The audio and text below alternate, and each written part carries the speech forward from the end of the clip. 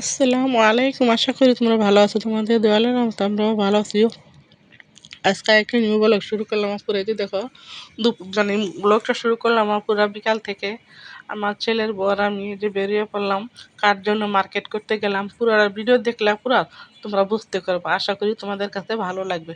আজকে আমাদের কি কি টুকিটাকি মার্কেট করা হয়, যেহেতু মার্কেটে যাই দেখি কি পছন্দ করি আর কি কি নিয়ে আসি। তোমরা আমার সাথেই থাকো, আমার পাশেই থাকো,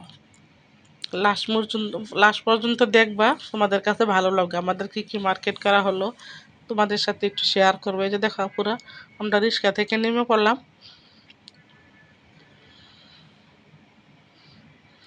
মানে মার্কেট থেকে কি কি নেওয়া হলো পুরা তোমাদের সাথে শেয়ার না করি, বাসায় যা শেয়ার করবো। চলে যাই বাসায়।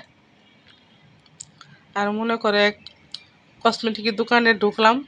ছেলের বউ বলতেছে, মা দেখি একজোড়া চুড়ি পছন্দ হয় নাকি।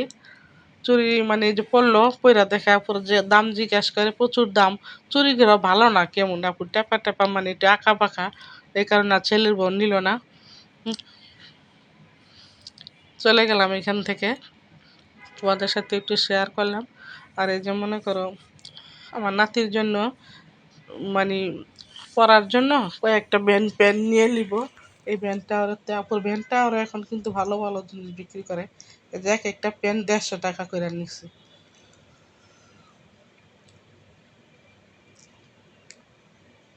ওনারা বলতেছে যদি ভালো না হয় আপনারা কিন্তু ভাইরাল করে দিব। বলতেছে চোখ মন চাই নিয়ে যান, যদি ভালো না হয় যায়।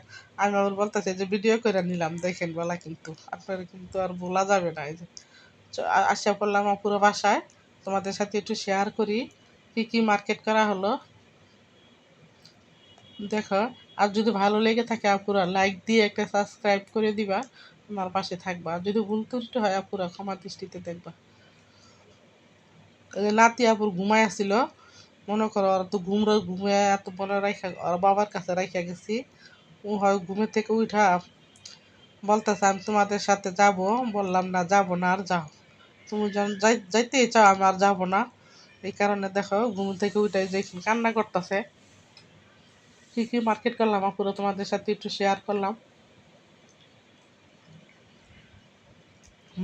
আর এই যে হেজা পাপুরা বাসায় আছে, তারপর একটু বের হইলাম, সামনে পড়লো, ভাবলাম আরেকটা নিয়ে নেই। ওই যে একটা মার্কেট মানে হেজাব নিয়ে নিলাম। হেজাবটা কেমন হয়েছে, কালারটা পুরা কমেন্টস করে বলবা তো। এই যে ছেলের বউ বলতেছে আমি পইরা দেখাই আন্টিদের, পইরা দেখাইতেছে তোমাদের হেজাবের কালারটা কেমন হয়েছে পুরা কমেন্টস করে বলবা তো। কারণ সামনে পড়লো তাই নিয়ে নিলাম, কিন্তু বাসায়ও তো আছে হেজাব। সবসময় তো হেজাবই পরা পরা হয়। ওই যে তোমাদের সাথে একটু শেয়ার করলো আমার ছেলের বউ পইরা। কালারটা আসলে পুরো অসাধারণ সুন্দর কালারটা। আর এই যে কি কি মার্কেট করা হলো বাবুর জন্য, কারণ আমার মেয়ের 9 মাসের প্রথম বেবি হয়েছে তো, এখন তো যাইতেই হয় দেখতে। ওই যে কি কি মার্কেট করলাম আপুর এগুলাই। আমার জন্য একটা হেজাব নিলাম, একটা নেকআপ নিলাম। নেকআপটা পুরো পাতলা পুরো সফট, এই কারণে আবার নিয়ে নিলাম। তোমাদের সাথে একটু শেয়ার করি, তোমরা যদি কেউ যাও মনে করে নেকআপটার দাম পুরো 150 টাকার কমে এক পাইও দিব না।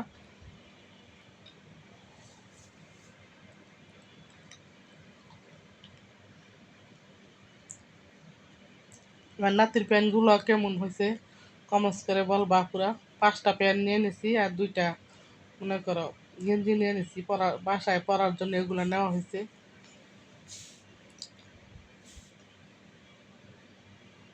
এক একটা প্যান্ট 150 টাকা পিস নিচ্ছে। তো 5টা প্যান্ট নিলাম আর 2টা গেঞ্জি নিলাম আমার নাতির জন্য। যাওয়া কান্না করতে লইছিল পুরা, ওর কাপড় দেখে ও খুশি হয়ে গেছে, আর কান্দা করে না পুরো। এই 2টা গেঞ্জি।